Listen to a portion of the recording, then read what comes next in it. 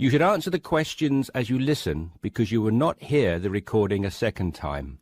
Listen carefully and answer questions 1 to 6. Yes, so that's Janet Thompson. Would you like me to spell it? If you wouldn't mind, thank you. Just the surname, please. No problem. It's Thompson.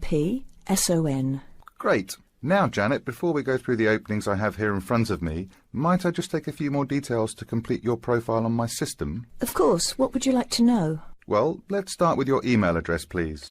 OK, janthompson@hort.net. I see. Is that Jan as in Jan? No, that wasn't available. I had to make do with Jann. Here, let me spell it for you again, just to be sure. JANNTHOMPSON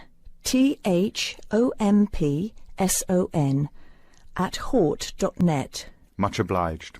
And could I ask, do you have your referee details to hand? Yes, what do you need? I need one work reference and one character reference from a friend or colleague.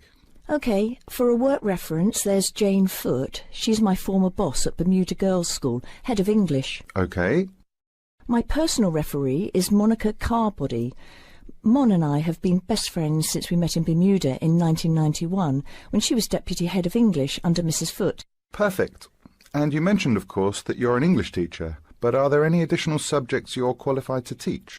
Yes, I have a diploma in special needs, and I can also do history to GCSE level. Very good. Before listening to the rest of the conversation, you have some time to look at questions 7 to 10.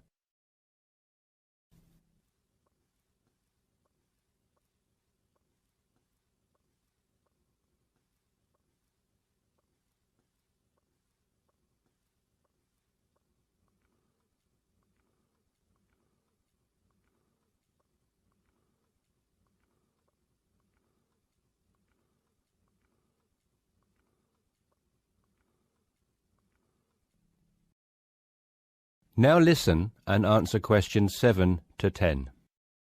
Do you think I stand a good chance of finding something? Oh, better than good. In fact, we have some positions we can offer you today. You see, it's not so difficult to find a temporary role.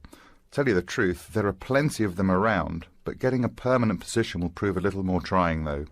Would you be prepared to take up a position short-term? Of course, anything that pays. Excellent. Well, there are 3 positions that I can offer you right now. The first is a teacher of English in LaSalle School. I'm sure you know it, right in the city centre. Yes, near where I live, actually. Even better. Well, it's a 6-month contract, and the very attractive thing about this role is that the head of English at LaSalle will, if she's satisfied with your performance after 6 months, offer to make you a permanent member of staff. Wow, that's food for thought. It certainly is, bearing in mind what I said before about how hard it is to find a permanent role. The second position I have to offer you is in a school near Chelsea. It's called the Chelsea Free School. Are you familiar? I can't say that I've heard of it. Well, this contract is for 1 year, which is a lot better, looking at it from a short-term job security perspective, than the first role I mentioned. But you also have to realise that you are a temporary replacement for a female teacher who has taken maternity leave. There is no prospect of the position being made permanent. I see. I have one other vacancy at the minute, though I doubt you'll find it quite so appealing. It's situated in rural Cambridgeshire. I'll spell that just in case you want to take it down. CAMBRIDGESHIRE. And the school simply goes by the name Cambridge, though it's not in any way related to the other more well-known establishment of the same name. I was just going to ask that. What a lovely location, though, eh? Yes, but there's a catch. It's only a 6-week contract to cover for someone on extended sick leave. I see. Well, I guess that's ruled out then. What sort of salary can I... That is the end of part 1. You now have half a minute to check your answers.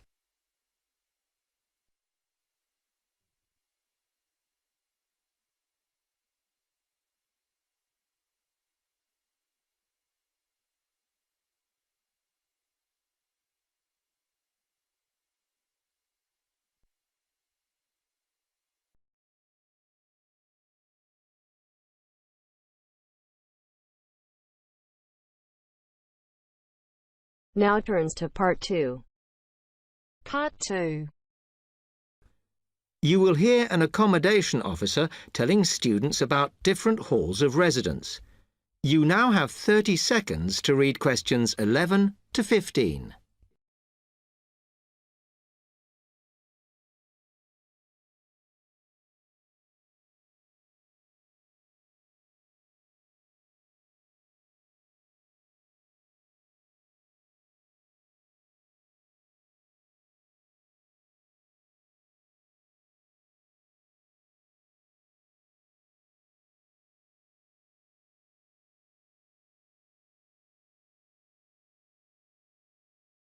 Good afternoon, and welcome to Stanton University.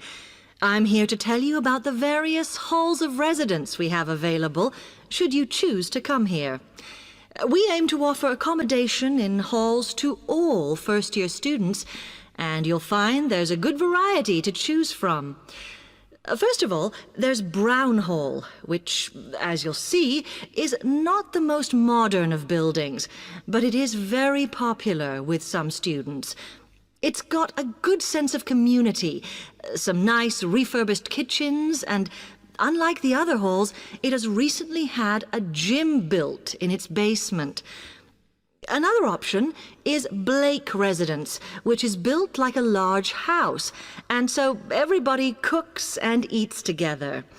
It has its own sectioned-off bit of private garden and is even more peaceful because this is an all-girls residence. Although, of course, boys are allowed to visit the hall and, I understand, frequently take part in cooking dinner. The largest hall we have is Queen's Building, and this has been upgraded recently. The original parking area has been built on so that the hall now has a large common room, and each bedroom now has its own shower room, which many students regard as a real bonus. A further option is the Parkway Flats, which won an award for design in its day. And this building now has a preservation order on it. This has meant that only a limited amount could be done to upgrade it, and the surrounding area is important, so parking is not permitted around the flats. However, the flats do have many extra facilities, such as a special computer room, a small library, and a self-service restaurant.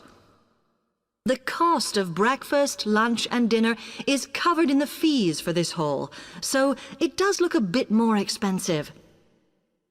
The last residence we can offer you is Temple Rise, which again is slightly more expensive than other halls as the rooms are larger. This has got very lovely views across to the coast, and this more than compensates for the fact that bathrooms here are shared between 6 students. However, the hall has domestic staff who clean the rooms once a week, so this is perhaps an attractive option for the messier amongst you. You now have 30 seconds to read questions 16 to 20.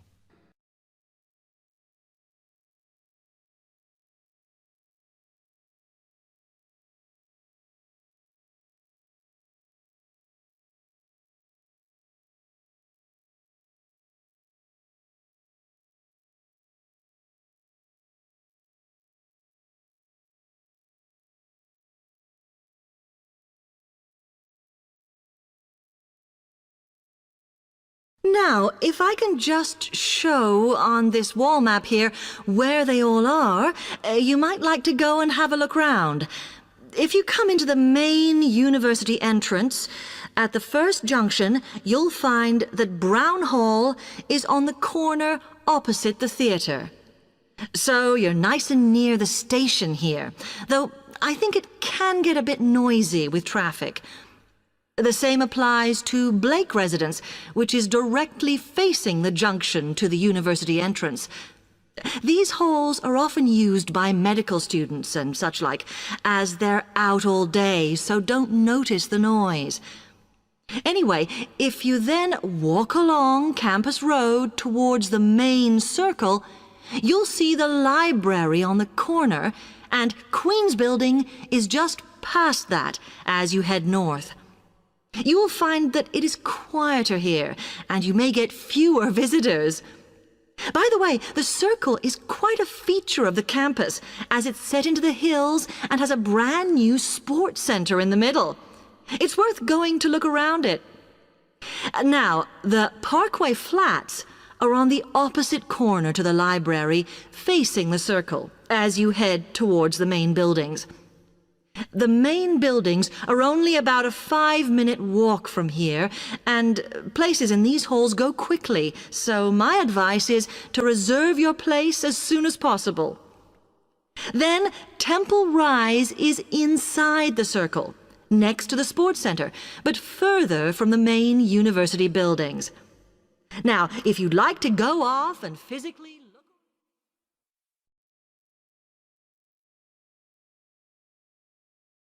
That is the end of part 2. You now have half a minute to check your answers.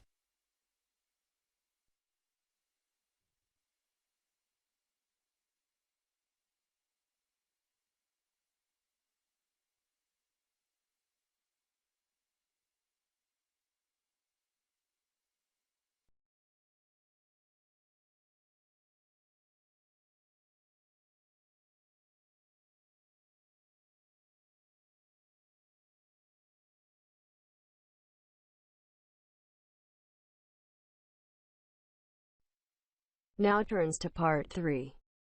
Part 3. You will hear two business studies students, Evelyn and Mark, preparing for a seminar presentation. Before you hear the conversation, you have some time to look at questions 21 to 25.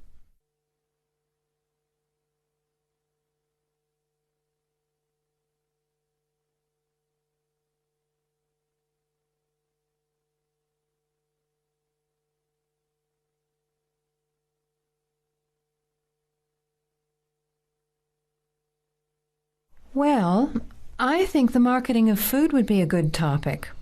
I read a very interesting article the other day about the Canadian food market. I suppose everybody's interested in food, even if it's trying not to eat. Why Canada? I know that's where you come from, but isn't it just all North America, really? No, that's why I thought this article was interesting. Although lots of U.S. companies are well established in Canada, and vice versa, there are still subtle differences between the two markets. It says here, the Canadian market is definitely not a northern clone of the U.S. I like that.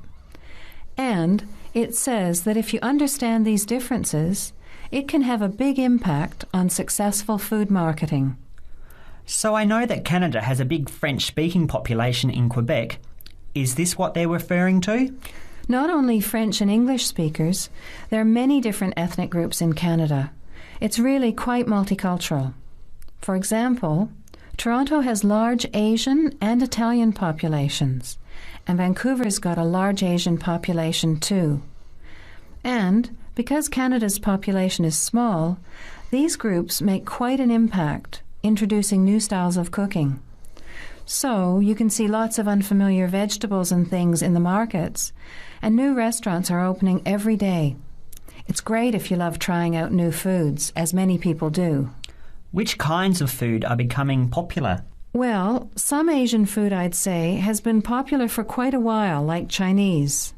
But now, Southeast Asian restaurants are becoming very fashionable. Then there's Mediterranean, of course, such as Greek, Italian, and so on. But Caribbean and Mexican food is really taking off among young people these days.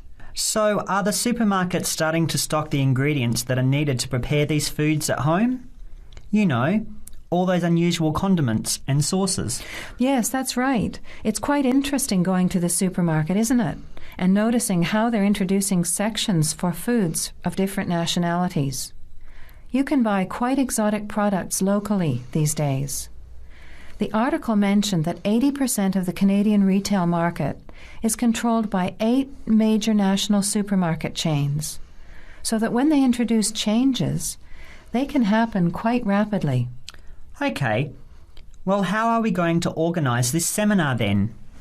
I made some notes on the trends in the Canadian market, about changing tastes and also patterns for where food is consumed. I thought maybe we could summarize it into a chart or table and maybe use the overhead projector to present it. Good idea. Maybe I could have a look for similar trends and tastes in Australia and the UK for comparison. Let's have a look at what you found. Before the conversation continues, you have some time to look at questions 26 to 30.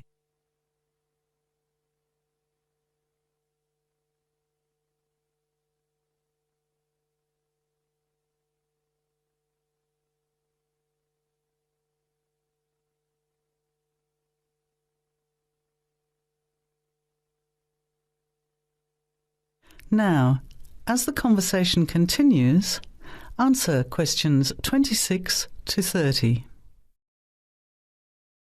The most significant trend, it seemed to me, was that Canadians are definitely interested in healthy food. For example, did you know that salads are the third most commonly eaten food in Canadian restaurants? Really? What about organic food then? Is that becoming more popular? Yes, it's definitely moving into the mainstream compared to a few years ago. And a recent survey showed that 4 out of 5 shoppers said that they check the fat and nutritional information on the packet when they're deciding what to buy. What other trends did you find out? There's one change I noticed straight away when I was home last year in the meat department. You know, here the meat packaging says rump steak or 4-quarter chops and so on. Well, they discovered that most consumers these days didn't know what to do with these roasts and rounds and ribs. So the government approved a new naming system for cuts of meat, which is related to the required cooking technique. What a good idea. I've never really understood the difference between sirloin, rump, round and all those names. So how many new categories are there? 8. There are 3 kinds of steak, for grilling, for marinating and for simmering. And then there's what they call quick-serve beef, for stir-fries, I suppose. And premium oven roast, pot roast and stewing beef. It's a great idea, isn't it? I hope it catches on here. I agree. Any other trends that you thought were significant? Well, what's really interesting is what the article called mobile meals. In other words, more and more Canadians are eating meals away from home, but not just eating more junk food. They're projecting a 40% increase in snack food sales over the next 3 years, and the growth is coming from healthy snacks. You know, the ones that have less cholesterol and fat, such as muesli bars, health food bars, and those types of products. Apparently, in the food marketing jargon, they're called nutritious portable foods, which means healthy snacks. The other major trend is that young people are doing more of the food shopping these days, so marketing has to be aimed more at them, as well as more conventionally at the mother. Thanks, Evelyn. I think we'll have an interesting discussion about these trends and the comparisons with other English-speaking countries. I'll see if I can get some information about them to compare with yours, and meet you on Friday to put it together. See you then. Bye. That is the end of part 3. You now have half a minute to check your answers.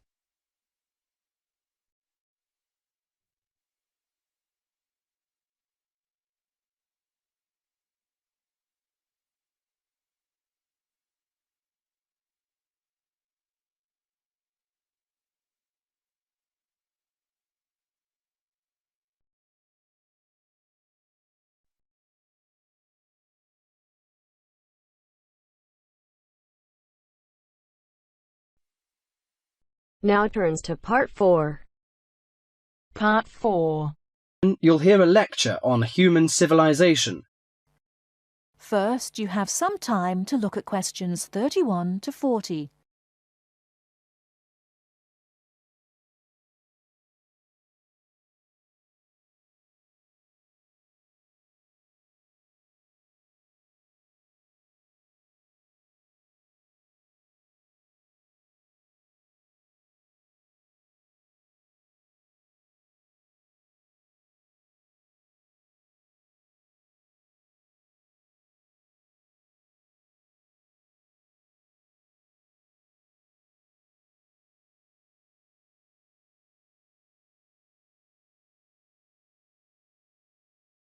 Now listen carefully and answer questions 31 to 40.